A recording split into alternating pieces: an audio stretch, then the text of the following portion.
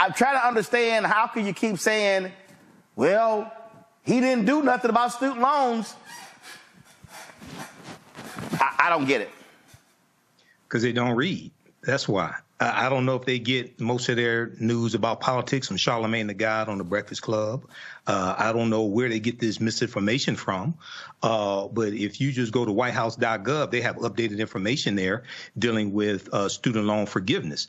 So this is important. Now, this is not everything that we want, but you don't get it all at one time sometimes. And keep in mind. No, you don't get all that you want most of the time, especially when Republicans now control the House.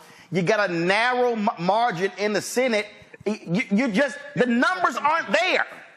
Well, that's what I'm coming to. And in fact, hold on, Michael, because I want you to, because here's the other thing. Because you mentioned the Fair Housing Act, which is the 1968 Civil Rights Act. Yes. Let me remind black people and everybody else, Democrats had huge margins. Let me say it again. When you see those acts, oh my goodness, 300 plus people voted for those, because they had huge margins. It wasn't, the reason it was hard, because the Southern senators controlled key committees on the Senate side. That's why it was so hard. But people act like, oh, they've got 65 votes in the Senate. They've got 300 votes in the House. No, they don't. Yeah. They don't. Well, Democrats control the House of Representatives for about 40 years up until the Bill Clinton administration. You had the backlash of the angry white male. All right, so I always love people when they get these interviews and these networks go talking to them and they go find 2 or 3 black people and ask them some questions. And if they know what the hell they're talking about, then they run it acting as if that represents all black people. So the other day I was watching this, I think it was NBC or CBS, one of them, and they went to South Carolina, and they were like, South Carolina voters are not happy with Joe Biden. So I interviewed this one sister. She says, you know, Biden promised us student loan debt relief, and nothing has happened.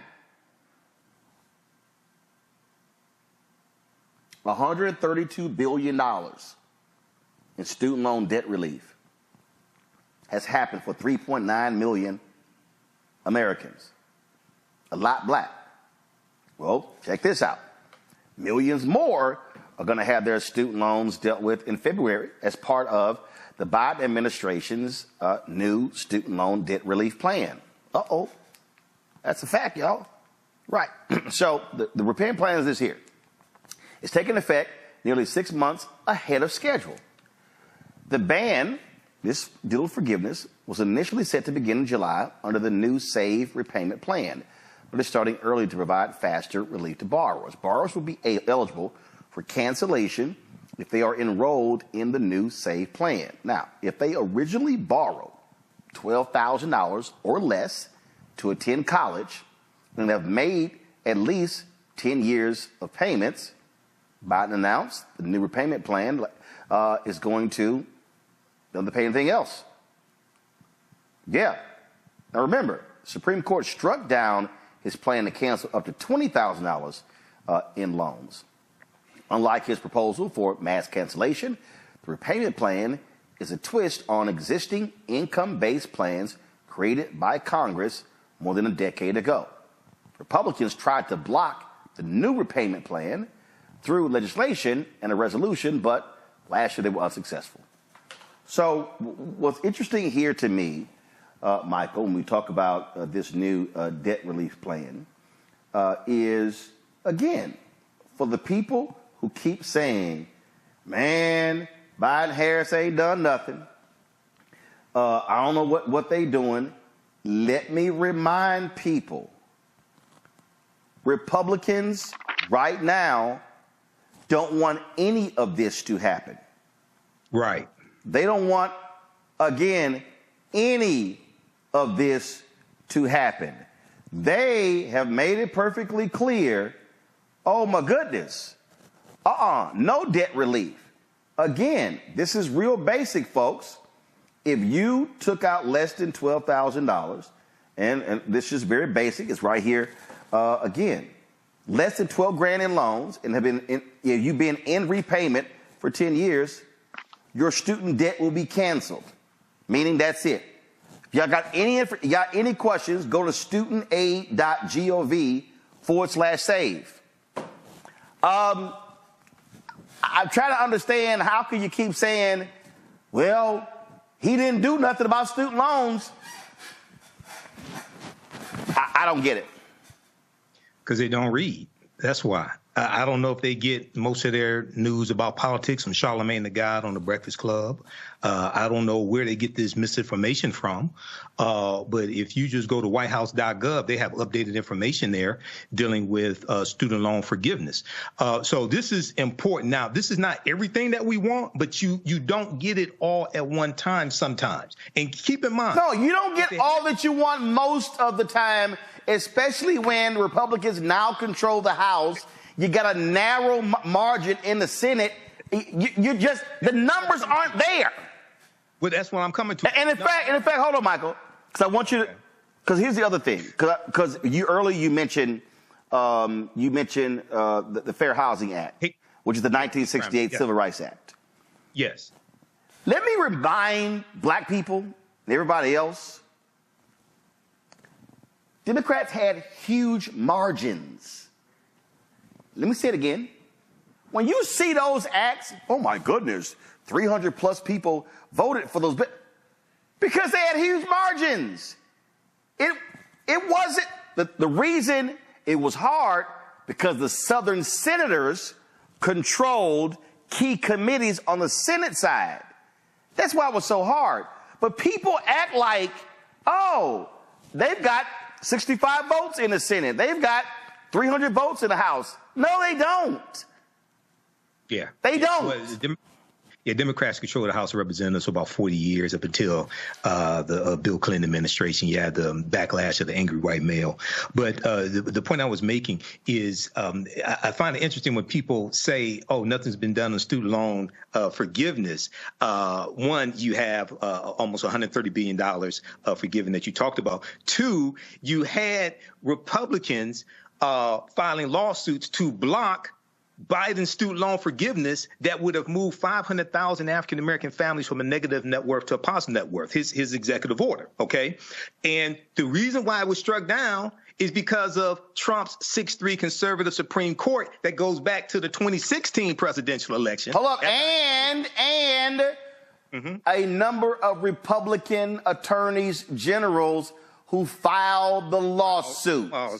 Yep. So this deals with who you vote for at the state level, but also for president and the Senate, because very quickly, people forget this, 2014, Democrats lose control of the U.S. Senate. Mitch McConnell, Republicans take control of the Senate. They blocked 103 federal judge nominations for President Barack Obama and Merrick Garland for Supreme Court. Trump becomes president. He gets 3 Supreme Court nominations confirmed and 226 federal judges with the help of Mitch McConnell and Republicans in the Senate, because the Senate confirms Supreme Court justices and federal judges. We have to understand how all this fits together and focus on, this is about self-preservation and political self-defense. When you want bills on this end and executive orders on this end not to be overturned in court, it also deals with who you voted for in the previous election and who was confirmed to the Supreme Court by the U.S. Senate. So a lot of our people don't understand how all this connects, but this is why Civics 101 is so important and Roland Martin Unfiltered is so important. John Quell, the thing that's interesting, and again, I get it, and it's all about self-interest. I was on Twitter earlier, and this one woman was complaining because she was like, well, physician debt isn't a part, of the student loan debt relief, and that ain't fair. I get it. But again, they couldn't get it for everybody. But again, we're talking, it's $132 billion. This is going to add more to it. So to act like it's not happening, to me, is disingenuous. It's nonsensical. Well, I think that Americans want to feel that whomever they've elected into power, that they are reaping the benefits instead of looking at it for the greater good perspective, right? Of course, this new initiative, just like the doctors, it's not going to benefit hardly any lawyers either. However, those that need it the most, it is going to benefit, right? And furthermore, they keep trying. I mean, because the Biden administration, after it was struck down by the Supreme Court, could have stopped at that juncture. However, they're still trying for student loan debt relief. And so it's moving positively in the right direction. Well, and I think look, Robert Patillo was on our show Wednesday. He's an attorney, and he talked about how his student loan payments went from $1,600 a month down to $200. Oh, he happy as hell. That's a house note. Yes. You're right. That's some people's mortgages. And I wasn't speaking for the entire profession as a whole, but when you're talking about just generally speaking, just this specific initiative for those that took out $12,000, and maybe there are some attorneys out there, other professionals that may have only had to take out $12,000, and it certainly would affect them. But I think that for the greater good, that it's moving in a positive direction and it's benefiting our community. And so I'm just glad that they're continuing the efforts, and hopefully after this wave, there will be another one. Look, I agree. It just kills me when I sit here and listen to folks who say these things, and also when you hear folks sitting here and say, "Oh well, black folks, haven't gotten this," and let me be real clear, in terms of what has happened. And here's the other thing right here. So Quentin Fulks, who is the deputy campaign manager for the Biden-Harris reelection campaign, he was on MSNBC the other day. And again, I'm playing this for all those people out there. If you hear anybody out there saying how what's happening right now has not had an economic impact or positive economic impact on black people, listen to this. Nobody, no administration has accomplished what the Biden-Harris administration has accomplished for the African-American community. We're talking about black wealth being up 60%. We're talking about the racial wealth gap being the lowest that it's ever been in recorded history. Record low unemployment for black Americans. Nobody, no administration has accomplished. So the reason I wanted to play that, and again, I need people to understand, those of you who say, "Oh man, you just sitting here caping," facts are not facts. That's not caping. Facts are facts. Facts are facts. So let me remind people who are watching of facts. There was a home foreclosure. First of all, the closest that we've gotten to 50% black home ownership rate was under President Bill Clinton. Then it came down. Then we saw a boom in housing. There was a housing crisis in 2007 and 8. 53% of black wealth wiped out. Subprime mortgage loan crisis. Black unemployment rate was sky high 2009, 2010, 2011, due to the economic crisis in America, and then it began to come down. So now you're talking about 2012 to 2016, we were recovering from the housing crisis that took place in 2008. I need y'all to listen to me carefully. So we were in recovery mode. We were trying to regain, listen, from 2012 through December 2019, we were trying to reclaim what we lost due to the home foreclosure crisis. And guess what? The numbers are there. Unemployment, it was a record low black unemployment rate in late 2019. What hit in February 2020? The pandemic. Pandemic. So pandemic hits in February 2020. 41% black jobs, black businesses wiped out. Mm-hmm. The black businesses that were still there still couldn't access, listen to me very carefully right now. The black businesses could not access the PPP loans because, one, many of us did not already have loans with banks. The banks were really servicing those who they were already doing business with. But two, the PPP loans require us to have full-time employees. Most black businesses had 1099s. What happened when Biden and Harris was elected?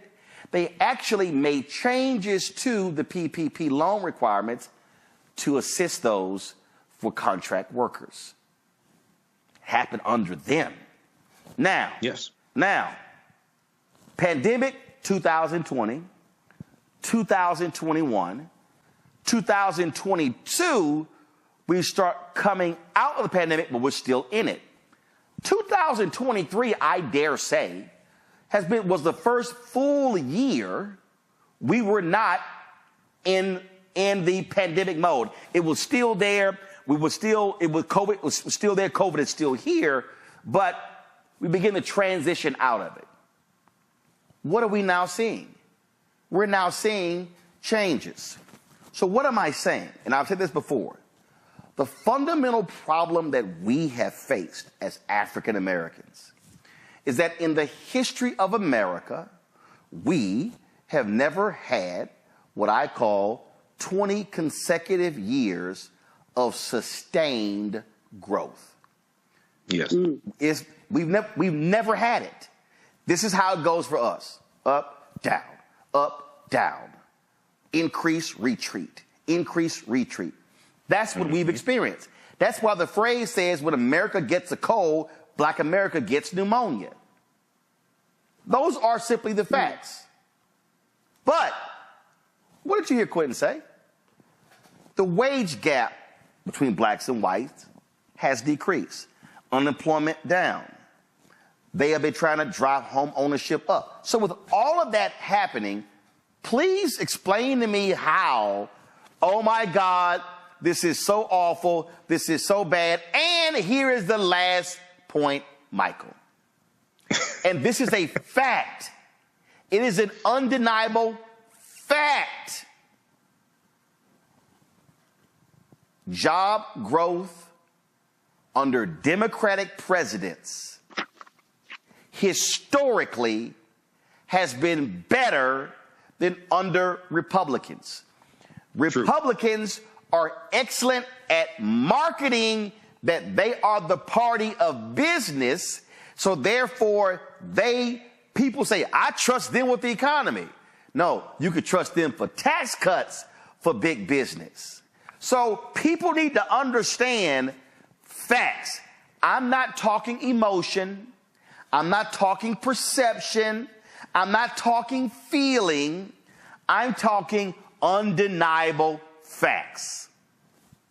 Absolutely. And even Donald Trump a few years ago when the video has resurfaced where he said that the economy does better when Democrats are in charge as opposed to Republicans. We know he added $8.2 trillion to the national debt in his 4 years. We know he had the $2 trillion tax cut that helped corporations and the wealthy. But talk about facts. I mentioned this here on the show. Everybody, please read this and stop listening to these disinformation agents. Fact sheet, the Biden-Harris administration advances equity and opportunity for Black Americans and communities across the country. 36-page document at whitehouse.gov breaks down how all these policies help us. Or you could do something as simple as Google, how have the policies of the Biden-Harris administration helped the African-American community? This is the first thing that comes up. We have to do better and stop listening to these uninformed disinformation agents, even the ones with large platforms, because I can listen to them tell they don't know what the hell they're talking about. John Quell, I understand folks who say, man, I'm not feeling it. But let me also just remind people of some things as well. I hear this, John Quell, Man, Trump and them stimmies. It was a worldwide emergency. It hadn't happened in 100 years. So if you are sitting out there thinking how great your life was because of them stimmies, let me be clear. Them stimmies ain't coming back. That ship has sailed. It ain't happening. That PPP loan program, it's not coming back. It's not happening. In fact, many of the programs, the assistance programs, Republicans right now want to cut. Mm-hmm. But one of the things that people say when they say, man, I'm not feeling this thing, is because many of the programs that were put in place to ease the economic conditions for Americans, they started expiring. Folks, listen. The assistance, the programs where they say they could not expel folks from housing, those began to expire. The home, the daycare, the child care assistance began to expire. All of those things. And so for people who are saying, oh man, under Trump, and here's the other thing that's that's just the dumbest thing. Man, under Trump, man, things were great.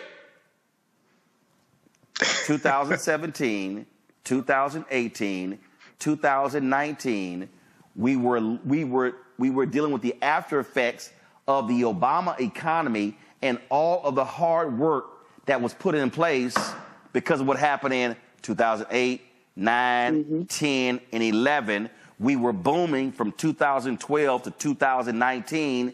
Then the pandemic hit 2020. Trump is only there 1 year. Most people actually were under those programs longer under Biden because he became president in 2021, and then you throw in 2022, they started expiring in 2023. And so people need to get that. And we talk about inflation. I saw one of these idiots in the YouTube chat say, oh, yeah, well, inflation. Well, John Quell, is real simple. All of these businesses, let me remind people, gas companies, other businesses, they were losing crazy amounts of money because guess what? Wasn't nobody buying nothing, traveling nowhere, doing nothing for 2020, 2021. So you know what they started doing in 2022? Jacking up prices. All of these public companies started announcing record profits. That's what was driving inflation. And so this is sort of now where we are. And so people are running around saying they ain't done this, they ain't done that. But you can look at the facts and go, well, actually they did. And the reason our economy has turned around and we're making headway is because of those things that were done. But anybody, John Quell, who's running around thinking that they're going to be raining stimmy checks down like you in a strip club if Donald Trump is elected are outside of their minds. I tend to absolutely agree with you on that. And furthermore, I think that some people are forgetting that President Obama had, I don't believe it was called an infectious disease group, but he had a group that essentially that would study the infections that were going on worldwide to kind of help prevent the kind of widespread effects that we had with COVID. And when Trump came in, he dismantled that group. And furthermore, when urged to close the U.S. borders, he refused to do it. And so, some would argue that the reason why the country was disenfranchised to the level that it was due to the pandemic was due to Trump's inability to lead this country in the right direction. Because instead of focusing on the important things, he's trying to dismantle everything that President Obama put in place, including Obamacare. So as stated earlier, there is a lot of misinformation out there. And I just think that, we as a community, we need to stop focusing on the short-term, small little financial giveaways that are given to us, and we have to look at the bigger picture when dealing with these issues. And I love these people who go, I love these people who say, my life ain't gotten better under Democrats. Okay. Let me be real clear, y'all. Political parties do not control big business. If you want to analyze the economic state of African Americans, see, I'm about to say something about to really tick some of y'all off. If you actually want to talk about the economic state of African Americans, that has nothing to do with politics. Has zero to do. But guess what? If you want to factor in politics, guess who is more likely to be employed in public spaces when Democrats are in control? Yes, African Americans. Mm-hmm. I want all y'all listening. Mm-hmm. City, working for the city, working for the county, working for the school district, working for the state, working for the federal government. Those are called public workers. I can show you when Republicans take control, guess what they run on? Reduce the size of government. Yes. Guess where African Americans disproportionately compared to corporate America earn high 5- and 6-figure salaries? Government jobs.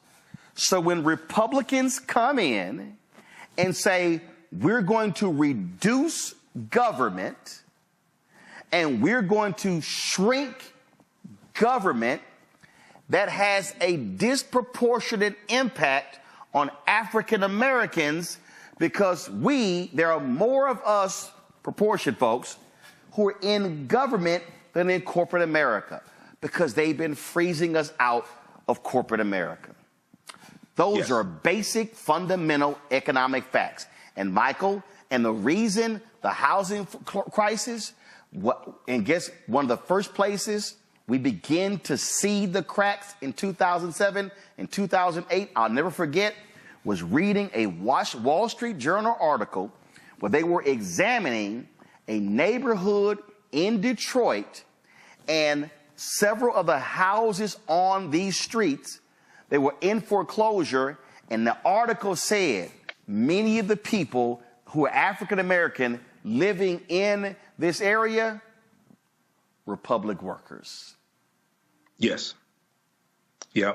Well, that's my city. I've lived in Detroit 52 years. In Detroit and Metro Detroit have one of the largest populations of African American homeowners decades ago, and now we have one of the largest populations of renters today. But very quickly, you're absolutely correct. 18% of African Americans make up 18% of federal employees. We're disproportionately employed there. And even going back to about 1994, 1995, one of my teachers, Dr. Claude Anderson, in the famous speech, said that when you hear conservatives talk about reducing the size of government, especially federal government, they're talking about disemploying African Americans, talking about disemploying black people. But you mentioned the stimulus checks. I got to say this, because people talk about Donald Trump because he put his signature on the stimulus checks. Even Sexy Red brought this up. But under Biden-Harris, you got $1,400 stimulus checks. You got more from Biden-Harris. He just wasn't vain enough to put his signature on the checks. But you don't talk about that. But that came from Congress. The $1.9 trillion American Rescue Plan. The only reason why that bill passed is because Democrats in the House and Democrats in the Senate voted for it. No Republicans in the House or Senate voted for it. Vice President Kamala Harris was the tie-breaking vote in the Senate because you had a 50-50 Senate, and Joe Biden signed it into law. So I don't understand what planet these simple Simon ass people live on, where they hallucinate a reality that does not exist, even if they're on drugs. Well, I'll tell you why. It is because the platforms that black people watch and listen to spend more time on what's that biggest party and bullshit. They spend more time on that than what we're talking about.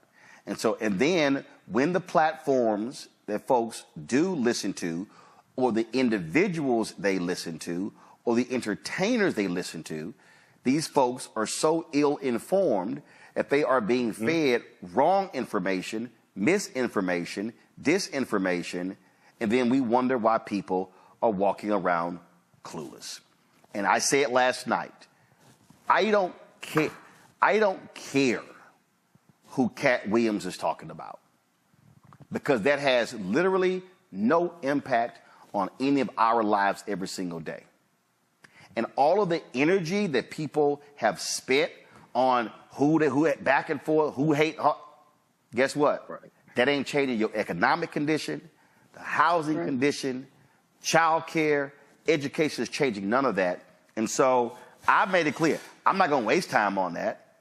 We're going to keep talking about real substantive stuff, because somebody has to be willing to talk about the things that matter before it gets bad. Visit our website, AfricanHistoryNetwork.com, AfricanHistoryNetwork.com, and we also have the information right here in the thread of the broadcast. Ancient Kemet, the Moors, and the Ma'afa, understanding the transatlantic slave trade, what they didn't teach you in school. Okay, this is a new 10-week online history course that I teach. We're going to do an introduction today as soon as I finish here. And we deal with thousands of years of history and what leads up to the transatlantic slave trade taking place. Okay. And this is over 200 slides that I put together. We have 80 to 100 articles that we reference. We have excerpts of interviews that I've done with many of our scholars over the years also that hits on different aspects of this history. Okay. We do the sessions live. All the sessions are archived and recorded. You can go back and watch it anytime. Okay. And just at our website, just click here, register here. In the class, I'll go over the lesson plan, because I have a lesson plan laid out for all 10 classes. And we'll send you the lesson plan in so you can download it also. I'm trying to get the link straight on the website so you can actually look at the lesson plan there. But this is my life's work. I started teaching this class in 2007. It's taken 7 years to get the class, really develop it to where it is today. 80 to 100 articles, 15 books that we reference.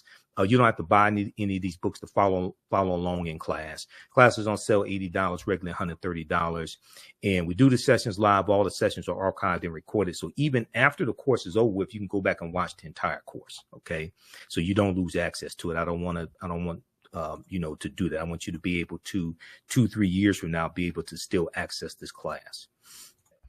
All right. Also, if you like this type of information, you can support the African History Network, $ the AHN show through Cash App, $ the AHN show through Cash App. Also through PayPal, paypal.me/the AHN show. So go to our website, AfricanHistoryNetwork.com, scroll down, and we have the information here for the Cash App, PayPal. When you click on that, this is our official Cash App account, $ the AHN show. SHOW. When you go to it, it says Michael. These other ones are fake African History Network Cash App accounts. I'm still trying to get shut down because people have been stealing money from us. Okay. These are not ours. They're using our logo, all that stuff. I put the link here. You click on the link and it has our QR code here as well. Okay. All right. So look, I have to get out of here. We have the link for the class here in the thread of the broadcast. Also, register for the full class. That helps us keep doing the research, stay on the air, keep broadcasting. If you want me to do a presentation for your group or organization, please email me through the website or email me at ahnshow@theafricanhistorynetwork.com, ahnshow@theafricanhistorynetwork.com. And we can set that up either in person or virtually if you want me to do a presentation for your group or organization. Listen to the African History Network show Sundays, 9 p.m. to 11 p.m. Eastern Standard Time, right here on our social media platforms. Visit our website for more information about that. And watch me on Fridays on Roland Martin Unfiltered, as well on the Black Star Network on Facebook, YouTube, Roland Martin, Facebook, YouTube. Download the Black Star Network app. Okay. Remember, right now it's correct wrong behavior. It's not over till we win. Wakanda forever. And we'll talk to you next time.